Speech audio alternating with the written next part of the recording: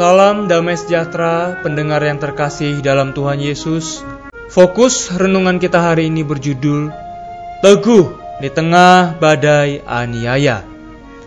Firman Tuhan diambil dari Kisah Para Rasul pasal 25 ayat yang 19. Tetapi mereka hanya berselisih paham dengan dia tentang soal-soal agama mereka dan tentang seorang bernama Yesus yang sudah mati, sedangkan Paulus katakan dengan pasti bahwa ia hidup. Saudara-saudari, ada sebuah kisah. Dulu di Cina, ada seorang sekerja yang sangat akrab dengan saudara Witness Lee. Ia lebih tua belasan tahun daripada saudara Witness Lee. Ketika gereja di Cina mengalami aniaya, ia beberapa kali ditangkap. Tetapi ia sama sekali tidak berdoa. Ya Tuhan, selamatkanlah aku dari tangan orang-orang yang menganiaya itu. Tuhan, lindungilah aku. Saudara-saudari, ia sama sekali tidak berdoa semacam itu.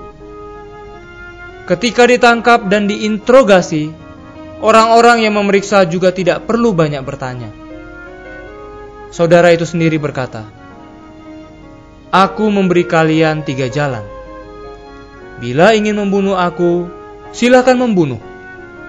Bila ingin memenjarakan aku, penjarakanlah. Dan bila ingin melepaskan aku, lepaskanlah aku. Dan aku akan segera memberitakan Yesus." Penganiaya-penganiaya menahan dia beberapa waktu, namun sama sekali tidak bisa berbuat apa-apa terhadapnya, sehingga kemudian melepaskannya. Saudara-saudari, masih ada seorang sekerja yang dipenjara 13 tahun lamanya. Ketika ia dibebaskan, si penganiaya menggertaknya. "Setelah bebas, kamu tidak boleh memberitakan Yesus lagi." Tetapi dia dengan perkasa menjawab, "Kalau aku tidak memberitakan Yesus lagi, sia-sialah aku dipenjarakan selama 13 tahun ini." Boleh dipenjarakan, tetapi tetap memberitakan Yesus. Saudara-saudari, ini adalah kisah di mana seseorang yang melayani Allah teguh di tengah badai aniaya. Kita juga tidak lupa pada kisah yang satu ini. Kisah dari Martin Luther. Ketika dia pergi ke Worms untuk diadili, ia sangat perkasa. Banyak orang-orang menganjuri dia. Saudara Martin Luther, di Worms itu banyak kardinal, uskup agung. Mereka bisa membakar Anda hidup-hidup dengan api, sama seperti mereka memperlakukan John Huss.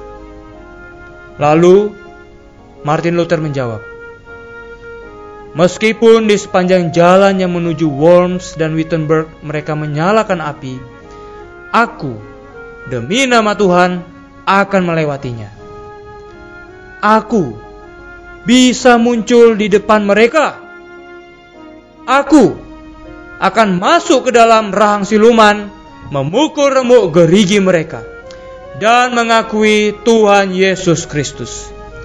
Oh, saudara Martin Luther juga pernah dengan gagah perkasa berkata, "Lebih baik kehilangan 400 kepala daripada menarik kembali kesaksian." Mari kita bersatu di dalam doa. Ya Bapa, rahmati diri kami untuk memiliki keberanian untuk terus memberitakan nama Yesus dan tidak gentar terhadap penganiayaan yang menanti kami. Dalam nama Tuhan Yesus kami berdoa. Amin. Sekian renungan kita hari ini. Sampai jumpa besok. Tuhan Yesus beserta dengan kita semua.